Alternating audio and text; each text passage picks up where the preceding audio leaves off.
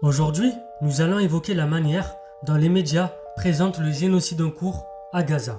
Ils vous posent d'emblée 3 questions. Premièrement, condamnez-vous le 7 octobre? Deuxièmement, le Hamas est-il une organisation terroriste? Troisièmement, Israël a-t-elle le droit de se défendre? Bien évidemment, quand on pose le débat comme ça, on le ferme d'ores et déjà. Comment répondre à ce genre de procédé rhétorique? Lorsqu'on vous demande condamnez-vous le 7 octobre, vous répondez condamnez-vous la colonisation israélienne qui a causé beaucoup plus de morts du côté palestinien et beaucoup plus de blessés. Un exemple qui illustre ce point. Par exemple, on peut répondre que du 1er janvier 2008 au 31 août 2023, il y a eu 6399 tués du côté palestinien, 308 morts du côté israélien. Concernant les blessés maintenant, 152 540 Palestiniens ont été blessés au cours de cette période et 6307 Israéliens ont été blessés au cours de cette période. Ça, c'est les chiffres officiels des Nations Unies.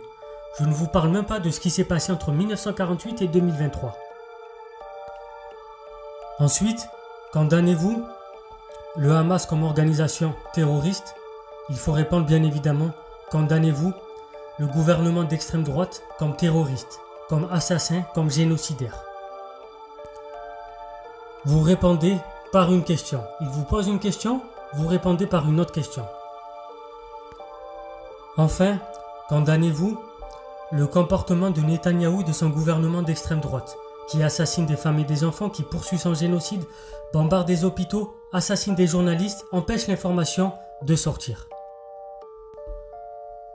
Vous pouvez répondre aussi, avez-vous peur de parler au porte-parole de Tsahal? Parce que, malheureusement, les médias français sont devenus le porte-parole du gouvernement. Ils diffusent directement la propagande israélienne. Qu'attendez-vous pour qualifier ce qui se passe de génocide? Attendez-vous qu'il n'y ait plus de population à Gaza? Que pensez-vous du nettoyage ethnique? Que pensez-vous du génocide? Que pensez-vous de l'utilisation de la faim comme arme de guerre?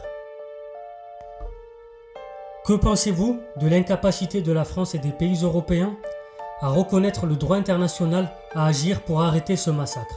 Qu'avez-vous tiré de l'histoire?